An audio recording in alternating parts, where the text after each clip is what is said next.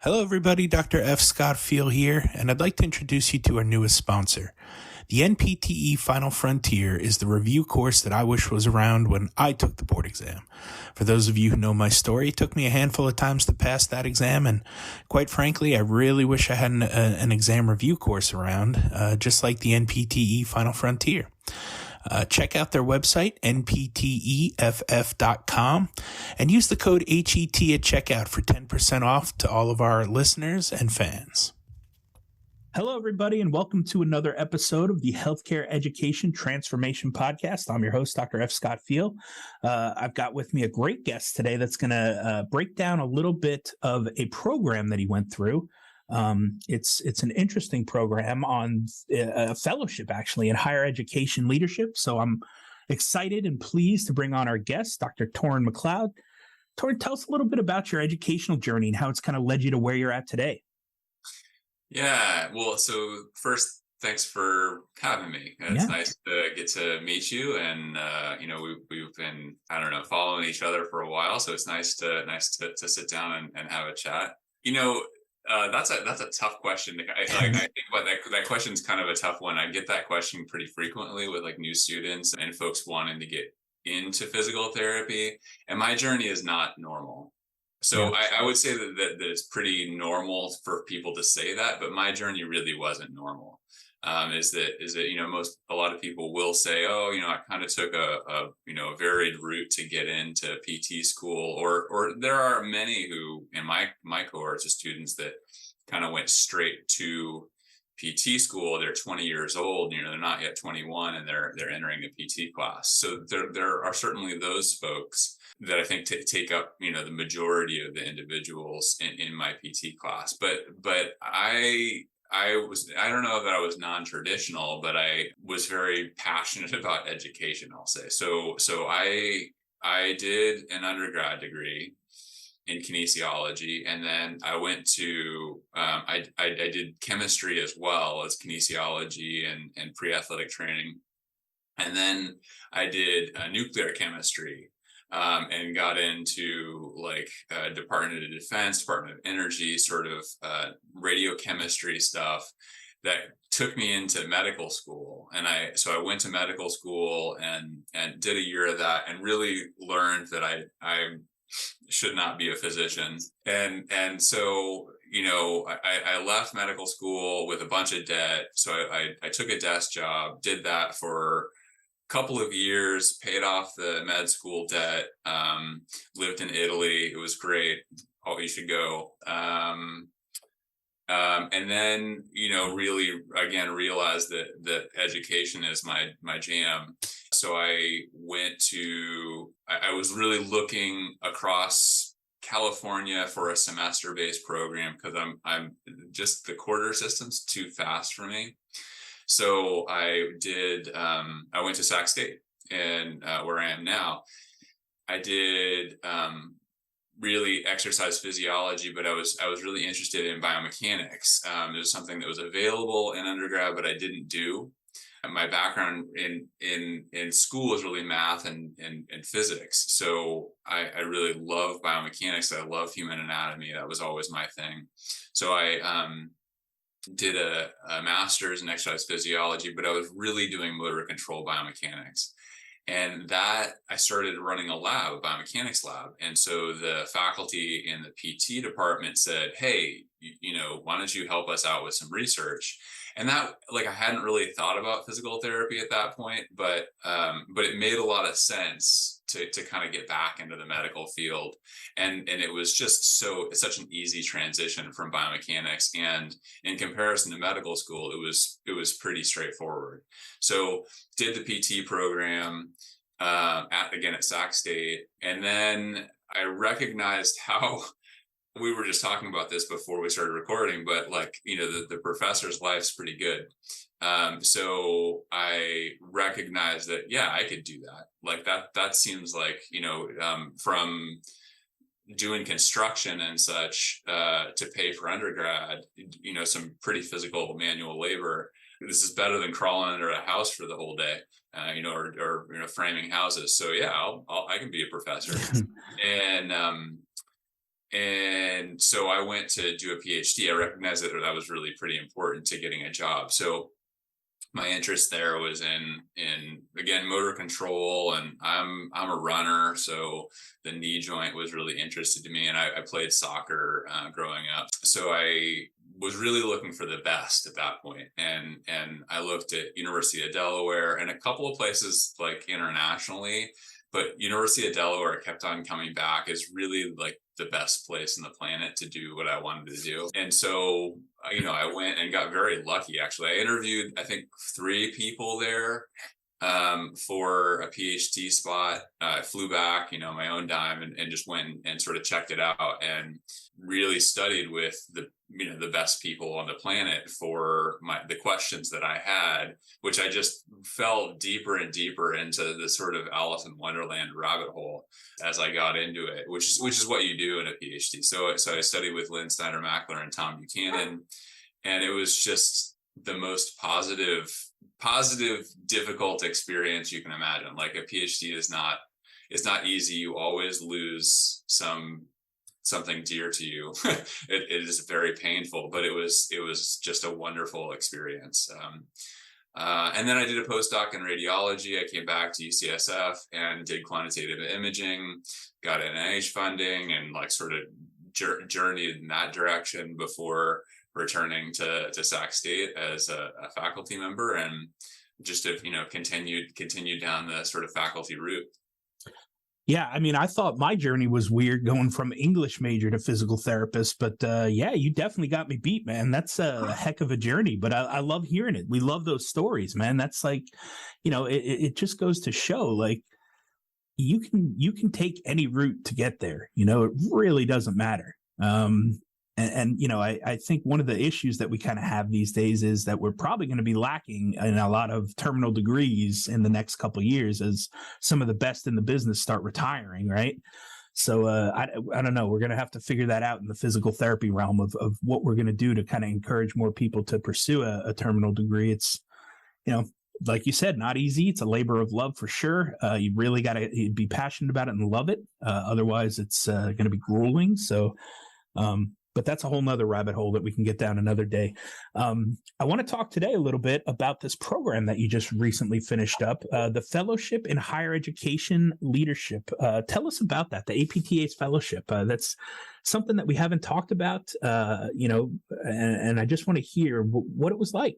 So I guess I'm pretty driven as you are when you're doing PT school, really, or going into the PhD route. And so I have been doing the faculty thing now for about 10 years, and I thought, what's the sort of next progression?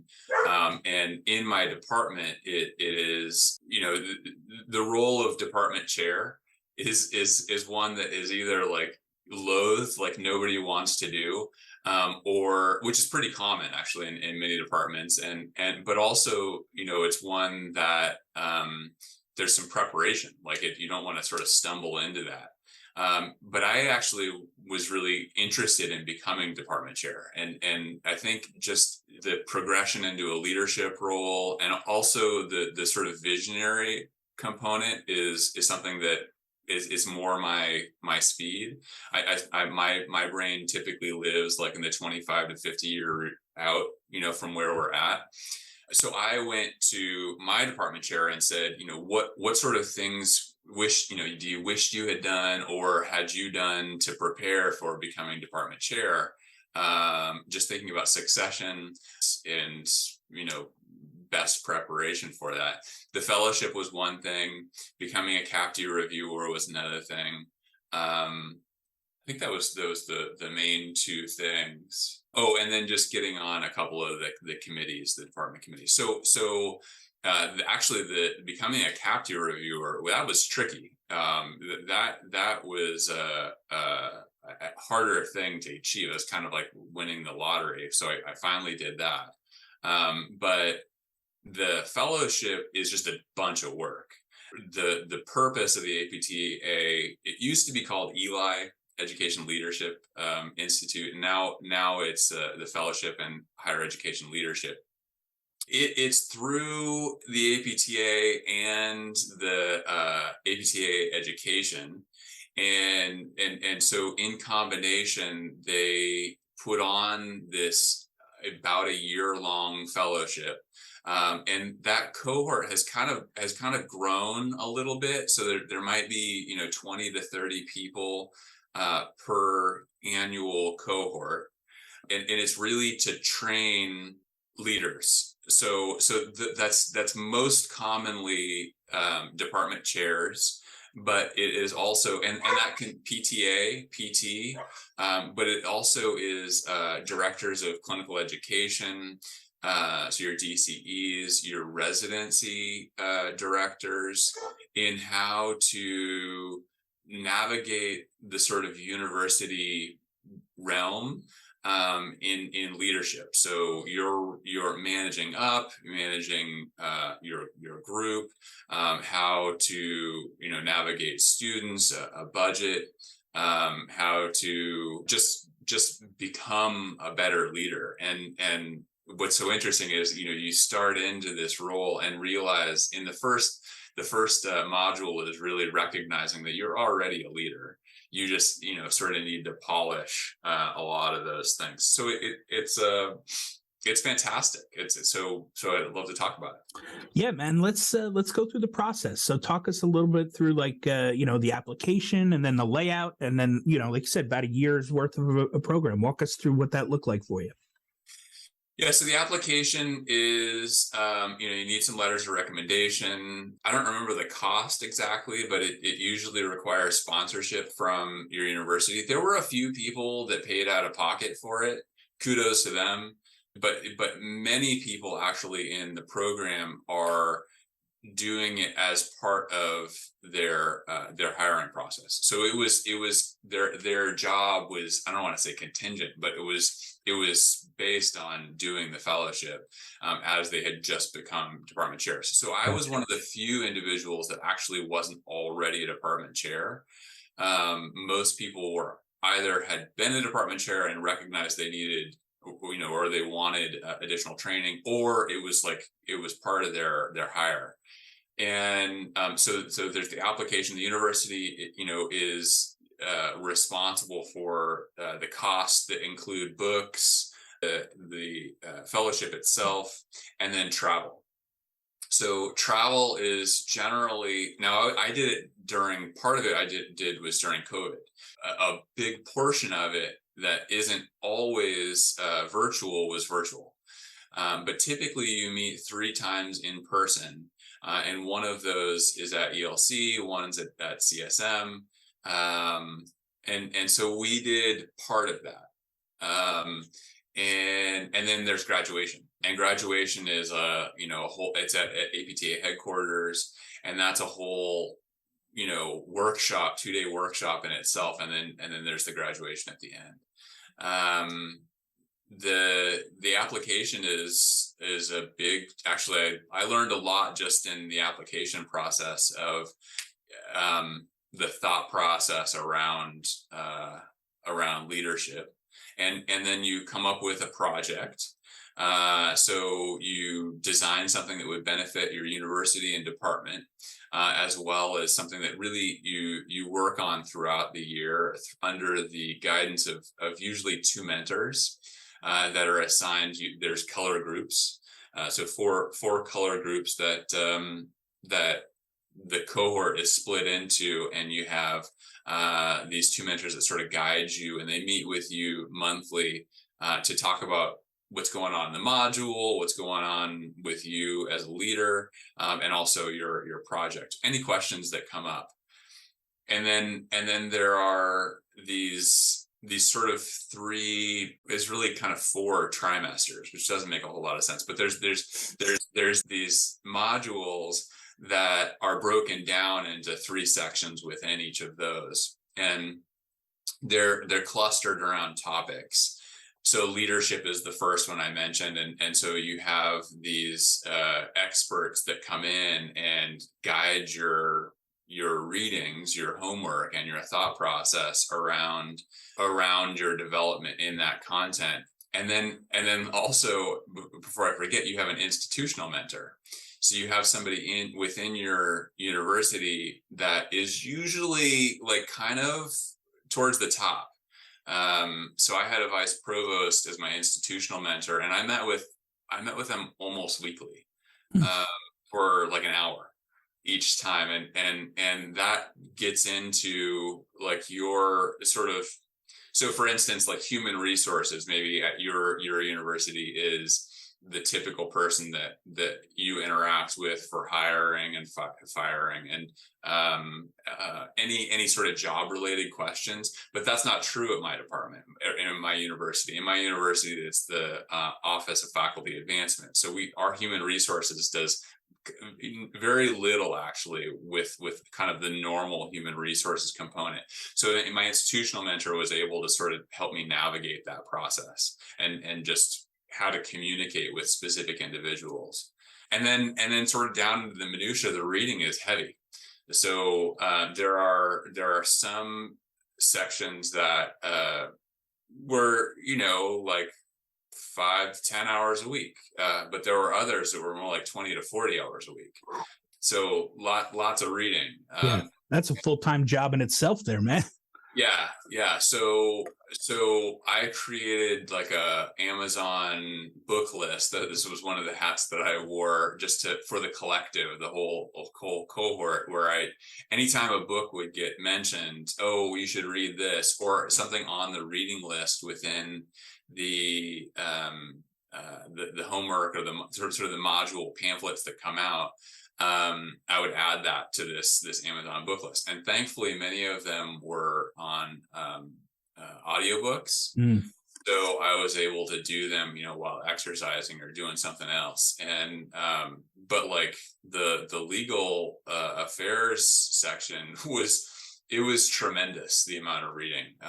So I think if you're interested in taking the fellowship and you're doing this in the future, my advice to you would be that to consider the readings really a repository of information, that if you're really into a particular section, like, how about it? Read that stuff. But at the same time, like, that's a book list for you to use when you need it. Having read all of those legal documents, I can't keep all that in my head. Yeah. And now I'm realizing that, like reading the things that were really crucial at the moment was the point. And then being able to sort of like, I guess, read them, skim them to the point that you know what's in there. And then later on, you can recall through your notes, oh, I have this resource to depend on as in this new leadership role. Gotcha. So, all right, we've broken down how to get in, who it's for, and what the process looks like, getting through it. Tell us a little bit about your experience and what you took from it. What were like some of the highlights that you left with after you finished this fellowship? Yeah, I mean, from my experience, but also everybody that I've spoken with, it's about the connections, and that's so common, with what we do. And so there are 30 people now, and actually we created like a larger group. This all the graduates, the connections, and even still, actually, people that I meet that I see like in their signature, or they mention that they're a fellowship graduate. Oh, wow. Yeah, me too. And all of a sudden there's this bond, so being able to speak with another individual, like we have semi-regular meetings, and just to talk to them and say, this is what's going on with me. There's already a framework, like a literal framework for a discussion.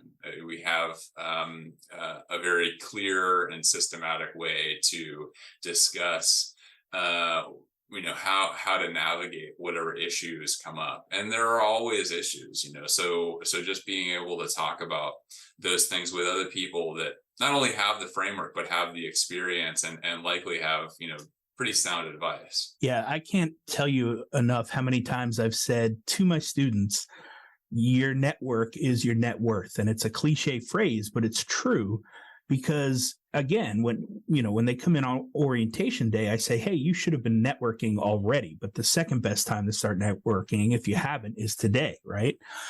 And I can't remember going, as far back as 10, 15 years worth of practice where I've had to actually physically apply for a job, like with a resume. They've all come through my network. They've all come through referrals or just, talking with people within my network. Or somebody says, hey, there's this position. You'd be great for it. Check it out. I'll put in a word for you, right? Like having that network to fall back on for whatever it may be for however long, you never know, right? But it's just having those people to go to. And luckily the podcast has been great for that. It's expanded my network tenfold. So I don't know everything. I don't claim to, I don't want to, but at least I know who to get you to find the answer if I don't know it. So I think that, like you said, is key to be able to lean on these people and talk to them already having gone through the same thing. And like you said, having that framework to be able to pull from and say, hey, this is what's going on. How have you dealt with it? What have you seen? It's nice to have that safety blanket to fall back on. I think it's a super important takeaway. So that's awesome. I love hearing that. Well, Toran, it's been a great experience talking with you, man. I really love learning about this stuff. I hope our audience, took something from it. We like to ask all of our guests this one final question. And that question is, if you could change one aspect of higher education, whether it be DPT or otherwise, what aspect would you change? Why would you change it? And how would you change it? Yeah, well, I'm passionate about access. Part of that is affordability, but also just the ease of education.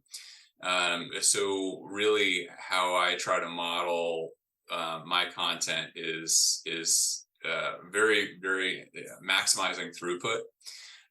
So individuals can essentially take my classes before they come to PT school. So things like Khan Academy are really exciting to me, where you can get up to a full undergraduate degree in many areas for free. What you don't have access to is my tests, my exams, my feedback and structure. But what I tell students when they come to my classroom is that I'm really just speeding up the process of learning.